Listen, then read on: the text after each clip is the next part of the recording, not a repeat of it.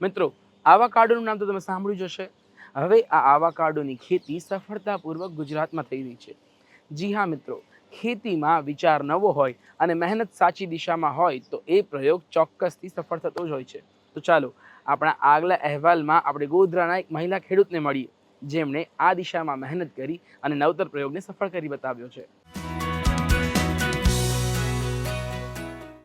કેટલાક લોકો જમીનમાં પાક ઉગાડે છે તો કેટલાક લોકો એ જમીનમાં નવી શક્યતાઓ શોધે છે.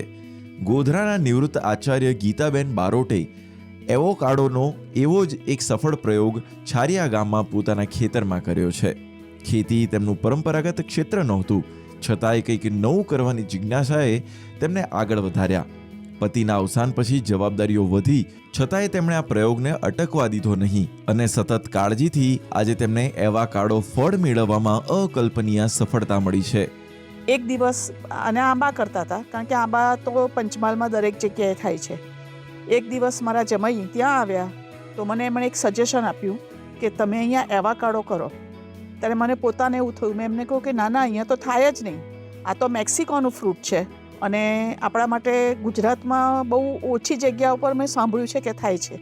પંચમહાલની જમીન થોડી પથ્થરવાળી અને કકરી છે, એટલે મને એવું લાગ્યું કે કદાચ નહીં થાય. છતાં પછી મારા જમાઈનું માન રાખવા મેં એક ઓનલાઈન મંગાવ્યું. 7 વર્ષની રાહ જોઈ, 7 વર્ષ સુધી એની પર કોઈ ફળ ના આવ્યું અને ઝાડ મોટા ને મોટા થતા જાય. હવે આફ્રિકાનું ફ્રૂટ છે એટલે મને એવું પણ લાગ્યું કે કદાચ અહીંયા આગળ આપણને એનો લાભ નહીં મળે. વિચાર પણ કર્યો કે આને કાપી નાખું, આટલી બધી જગ્યા રોકેલી છે અને આંબા નાખી દઉં. પણ આ વર્ષે જાણે ચમત્કાર થયો એમ પહેલું જે એવોકાડો નાખ્યું હતું એની પર લગભગ 100 થી 150 એવોકાડો લાગ્યા ઝુમખામાં. પહેલી વખત મેં જોયા એવોકાડો અને ધીમે ધીમે બધું સર્ચ કરીને વિચાર્યું કે એને ક્યારે કાપવાના, કેટલા મોટા થાય. એવોકાડોની સફળતા પછી ગીતાબેન ત્યાં અટક્યા નહીં. તેમણે ચેરી જેવા અન્ય વિદેશી ફળોના છોડ સાથે પણ પ્રયોગો કર્યા. આજે તેમનું ખેતર નવી શક્યતાઓ અજમાવવાનું એક સુંદર ઉદાહરણ બની રહ્યું છે. અત્યારે મેં આટલા 15-20 નાખ્યા છે તો કદાચ બરાબર હવે 1-2 વર્ષમાં તો બધાને લાગવા માંડશે અને એનું વેચાણ જો સારું થશે તો હું 1 એકરમાં એવોકાડો કરીશ એમ. એટલે હિંમત કરીને 5 કરીને મેં 20 કર્યા છે અત્યારે. અને મને ખરેખર બહુ આનંદ છે કે જે ફ્રૂટ મેક્સિકોનું છે એ આપણા પંચમહાલની અંદર એ આપણને ફળ આપતું થઈ ગયું છે. એવોકાડોનો આ સફળ પ્રયોગ માત્ર નવી ખેતીની શક્યતા પૂરતો સીમિત નથી, પરંતુ આરોગ્યની દ્રષ્ટિએ પણ આ ફળનું ખાસ મહત્વ છે. સારા ફેટ અને પોષક તત્વોથી ભરપૂર એવોકાડો આજે હેલ્થ ફૂડ તરીકે પણ લોકપ્રિય બની રહ્યું છે.